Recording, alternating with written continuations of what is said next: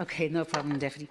The remarks made by Deputy Grealish at a meeting in Ouachtas in September, when he referred to economic migrants from Africa as spongers, and his contribution in leaders' questions yesterday, where he implied that remittances going from Ireland to Nigeria could be the proceeds of crime and fraud, are an absolute disgrace. This is dog-whistle racism, and the members of the Rural Independent Group should be disassociating themselves from his remarks rather than backing them up. I think it is outrageous that deputies in this chamber are prepared, in order to pursue their own political careers, to whip up fears on these issues, to pander to racist anti-migrant views and to peddle myths regarding asylum seekers. In that respect, they are no different to the individuals Rowan Croft, Justin Barrett, Gemma O'Doherty and others who seeking to use concerns about direct provision to build a far-right anti-migrant movement in this country. One of those individuals, a certain Gerald Murphy, has been in Ouachtas, Lismore, Lisdoonvarna and Ruski. Murphy openly promoted the fascist ideology of the Great Replacement. No, I think people should know who they are. They should know who they are. I appreciate that, but you can make indirect reference.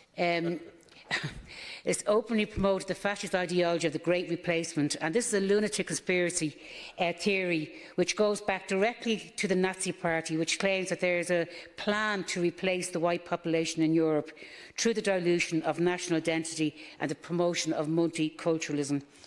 This is absolute madness, but also very, very dangerous. On direct provision, the movement of asylum seekers in Ireland had described direct provision as a shame on Ireland, comparable to the Magdalen laundries. As was claimed when direct provision was introduced, it was meant to be a temporary measure for 6 months. If that was the case, it might be tolerable, but the average stay is 3 years and 8 months. This is extremely damaging for the over 6,000 people condemned to live in these conditions, especially children. The Special Rapporteur on Child Protection has called for it to be phased out and for asylum seekers to be integrated into the community. And Minister, there was a call from the Minister for Justice there tonight for us to come up with any proposals. Well, I'd like to make a direct response to that and say the Independents for Change here are ready and able any time to meet the Minister for Justice to put forward ideas for solutions on this. It's to solve the housing crisis, it's to solve the health crisis, it's to solve the issues facing people in the rural community. And we will come up with proposals, most definitely, and I'd love to meet the Minister for Justice and sit down with him for an hour and put that forward, and I'm sure my colleagues would as well. I was going to make one other point, but I think I've run out of time. I just want to... Pardon? Make it quick. I'll make it quick. I would also take the opportunity to raise an issue of great concern to me in relation to policy on visa applications, because this is all linked to our migration policy.